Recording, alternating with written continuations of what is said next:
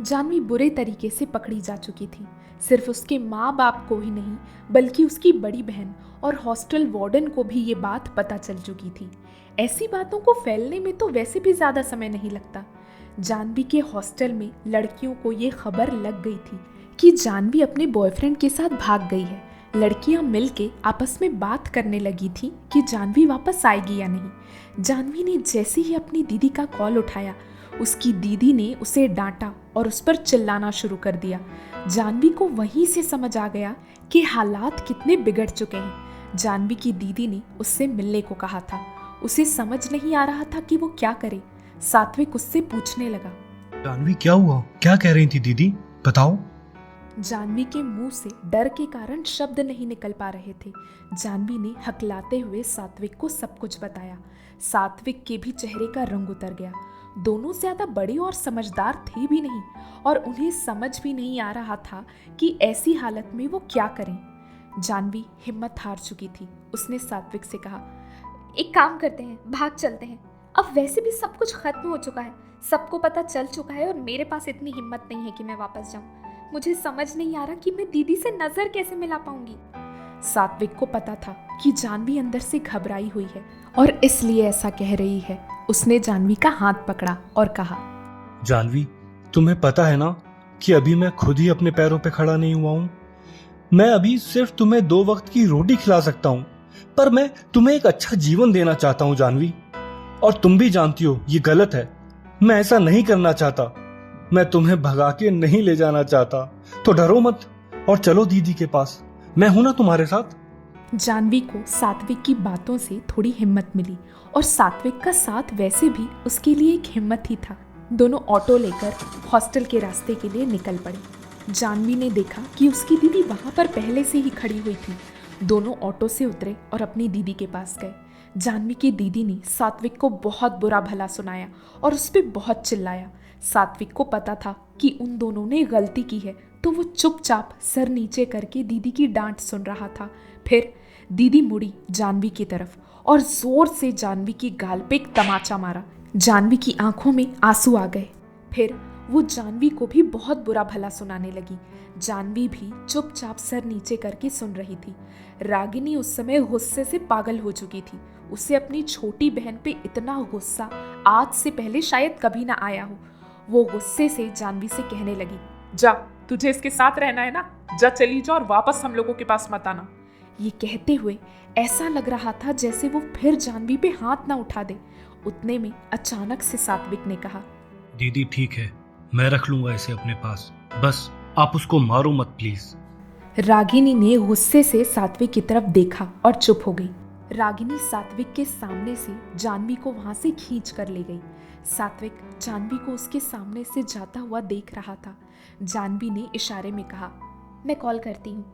रागिनी जानवी से अकेले में बात करना चाहती थी क्योंकि वहाँ सात्विक था, जिसकी वजह से वो अपनी बहन को ठीक से समझा नहीं पा रही थी। पास में एक ग्राउंड था और रागिनी जानवी को वहाँ लेकर गई और बैठा के उसे प्यार से समझाना शुरू किया।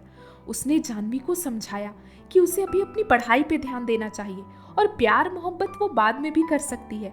अभी अगर उसने ठीक से पढ़ाई नहीं की तो उसका भविष्य खराब हो जाएगा। जानवी को पता था कि उसकी दीदी सच कह रही है और वो चुपचाप सुन रही थी।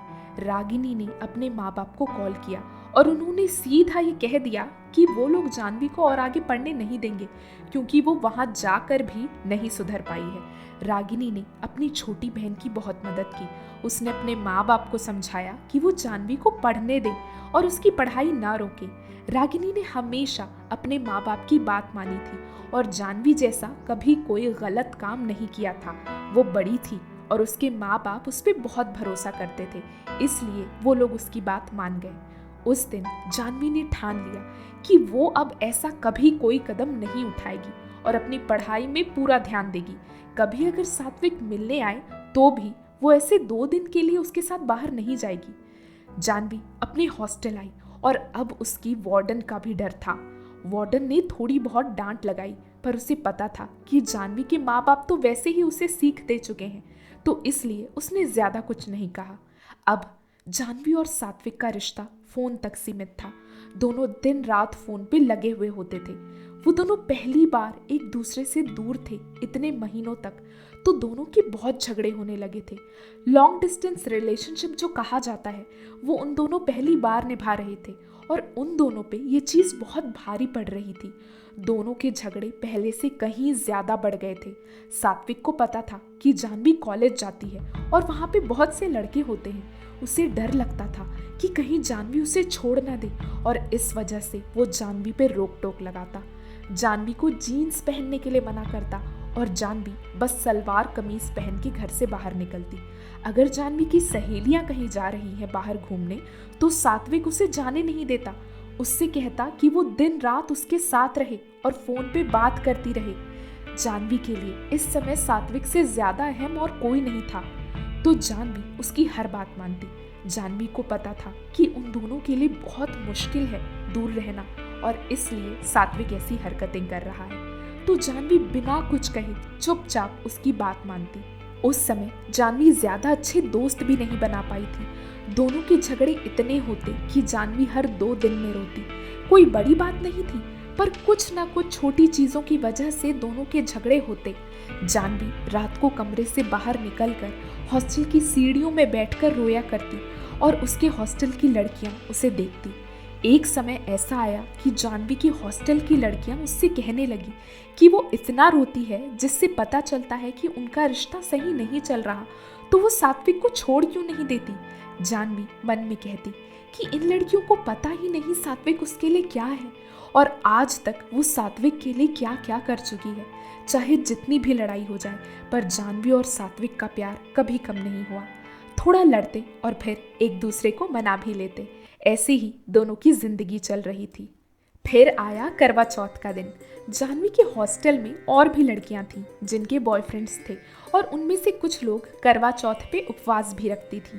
जानवी को पता था कि सुहागन लड़की व्रत रखती है करवा चौथ के दिन।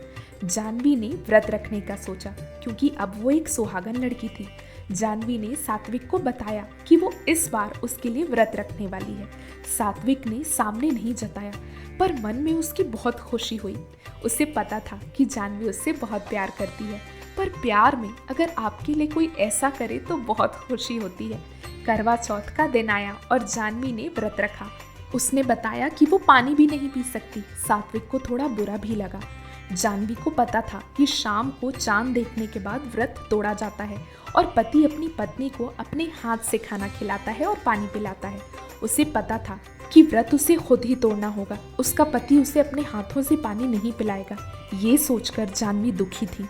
शाम हुई और जानवी को सात्विक का कॉल आया। सात्विक ने कहा, जान, अपनी हॉस्टल की बालकनी पर आना जरा। तो दोस्तों, आपको क्या लगता है सात्विक ने जानवी से ऐसा क्यों कहा? अपने अपने थॉट्स कमेंट बॉक्स में लिखकर ज़रूर बताइएगा। अगर आपको इसके आगे का चैप्टर चाहिए तो भी कमेंट बॉक्स में लिखकर ज़रूर बताइएगा। अगर कहानी इंटरेस्टिंग लग रही है तो वीडियो को लाइक करें, शेयर करें और आगे के चैप्टर्स पाने के लिए हमारे चैनल को सब्सक्राइब करें और बेल आइकन क्लिक करें। Thank you.